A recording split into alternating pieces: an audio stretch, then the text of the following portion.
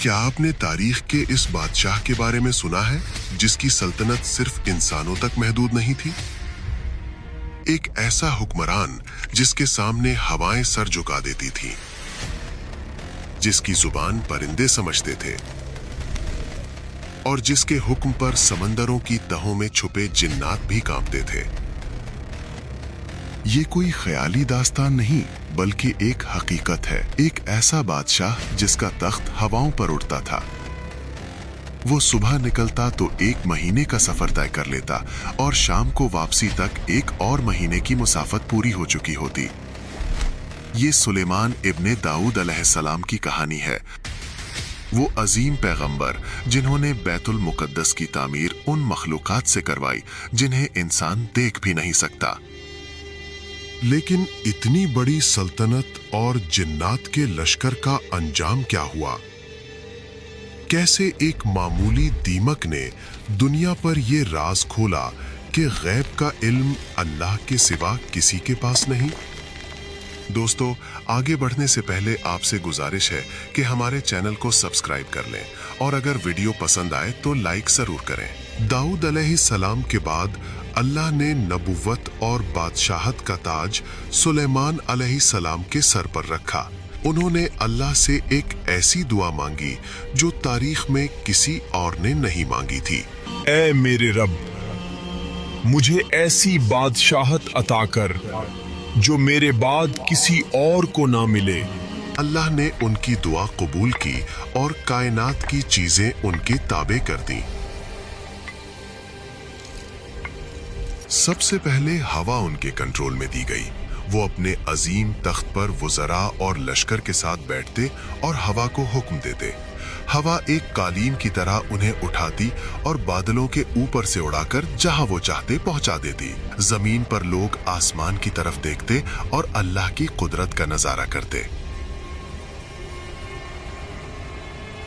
مگر ان کی طاقت کا سب سے حیران کن پہلو جنات پر قابو پانا تھا۔ اللہ نے سرکش شیاطین اور جنات کو ان کا غلام بنا دیا تھا۔ یہ وہ مخلوق تھی جو انسانوں کو نظر نہیں آتی، مگر سلیمان علیہ السلام انہیں دیکھتے تھے اور ان سے بات بھی کرتے تھے۔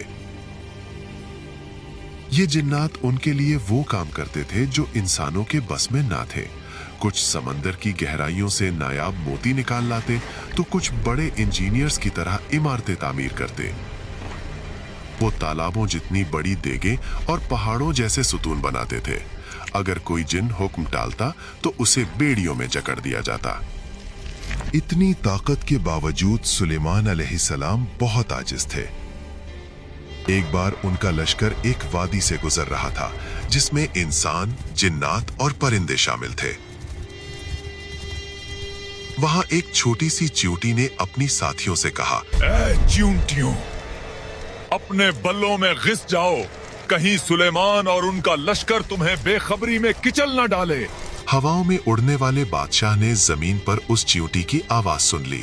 انہوں نے مسکرا کر لشکر روک دیا اور تب تک آگے نہیں بڑھے جب تک چیونٹیاں محفوظ نہیں ہو گئیں۔ پرندوں پر بھی ان کی حکومت تھی۔ ہدہد ان کا قاصد تھا۔ ایک دن جب دربار لگا تو ہدہد غائب تھا۔ سلیمان علیہ السلام نے فرمایا، اگر وہ کسی ٹھوس وجہ کے بغیر غائب ہوا تو اسے سخت سزا ملے۔ تھوڑی دیر بعد ہدہد حاضر ہوا اور بتایا کہ وہ ملک سبا، یمن سے آیا ہے، جہاں ایک ملکہ قوم پر حکمرانی کرتی ہے۔ اس کے پاس ایک عظیم تخت ہے، مگر وہ اور اس کی قوم اللہ کے بجائے سورج کو پوجتے ہیں۔ سلیمان علیہ السلام نے فوراً ایک خط لکھوایا جس کا آغاز تھا، یہ سلیمان کی طرف سے ہے اور اللہ کے نام سے جو نہایت رحم والا ہے۔ میرے مقابلے میں سرکاشی نہ کرو اور فرما بردار ہو کر حاضر ہو جاؤ۔ ملکہ بلقیس سمجھدار تھی۔ اس نے پہلے قیمتی تحفے بھیجے مگر سلیمان علیہ السلام نے انہیں ٹھکرا دیا۔ اللہ نے مجھے جو دیا ہے وہ تمہارے مال سے بہتر ہے۔ جب ملکہ بلقیس نے خود حاضر ہونے کا فیصلہ کیا، ہمارا قافلہ تیار ہے، ہم سلیمان سے ملنے بیت المقدس جائیں گے، یہ راستہ اختیار کریں اور پیغام بھیج دیں۔ تو سلیمان علیہ السلام نے اپنے درباریوں کو چیلنج دیا، کون ملکہ کے پہنچنے سے پہلے उसका तख्त यमन से यहाँ ला सकता है। एक जिन ने कहा कि मैं दरबार खत्म होने से पहले लेकर आ सकता हूँ। मगर जिस शख्स के पास किताब का इल्म था उसने कहा मैं पलक झपकने से पहले ला सकता हूँ। सुलेमान अलैहिस्सलाम ने देखा तो तख्त उनके सामने मौजूद था। बेशक ये मेरे रब का फजल है। जब मलका पहुंची तो उसे शीशे के महल में ले जाया गया। इसका फर्श इतना शफाफ था कि मलका ने समझा पानी है और अपने कपड़े ऊपर उठा लिए। ये सिर्फ शीशे का फर्श है, पानी नहीं है। ये सब देखकर मलका पुकार उठी, मैंने अपनी जान पर जुल्म किया और अब मैं सुलेमान के साथ अल्लाह पर ईमान लाती हूँ। वक्त गुजरता गया और फिर वो वक्त आया जब अल्लाह ने एक बड़ी हकीकत समझानी थी। सुलेमान अलैहिस्सलाम बैतुल मुकद्दस की तामीर करवा रहे थे।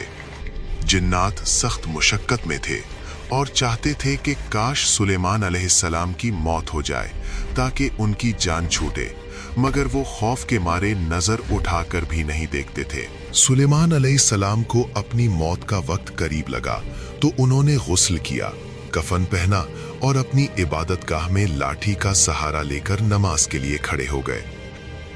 इसी हालत में उनकी रूह परवास कर गई। वो वफात पा चुके थे मगर लाठी के सहारे जिस्म खड़ा रहा। जिन्नात शीशे की दीवारों से उन्हें देखते रहे और डर के मारे काम करते रहे।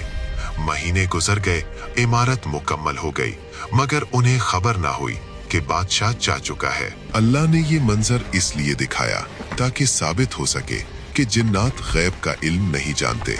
अगर जानते तो साल भर एक मुर्दा लाश के डर से मुशक्कत ना करते। फिर अल्लाह ने एक दीमक भेजी जिसने लाठी को नीचे से खाना शुरू किया। जब लाठी खोखली होकर टूटी और सुलेमान अलैहिस्सलाम का जिस्म जमीन पर आया तब जिन्नात को हकीकत मालूम हुई। सुलेमान अलैहिस्सलाम की जिंदगी और मौत हमें ये सिखाती है कि दुनिया की बड़ी से बड़ी ताकत फानी है। इंसान कितना ही ताकतवर क्यों ना हो जाए, मौत उसे खामोशी से आ लेती है। आज ना वो तख्त रहा ना महल, बाकी है तो सिर्फ अल्लाह का नाम। ताकत पर कभी गुरूर ना करें, क्योंकि जिसके हुक्म से हवाएं चलती थीं, उसे गिराने के लिए अल्लाह ने एक मामूली दीमक का इस्तेमाल किया। अगर इस वाक़े ने आपके ईमान को ताज़ा किया है तो कमेंट में सुभान अल्लाह लिखें। इस वीडियो को लाइक और शेयर करें क्योंकि इल्म फैलाना सदका जारिया है। अगली बार आप किस नबी का किस्सा सुनना चाहेंगे, यूसुफ अलैहिस्सलाम या असहाबे कहफ? नीचे जरूर बताएं।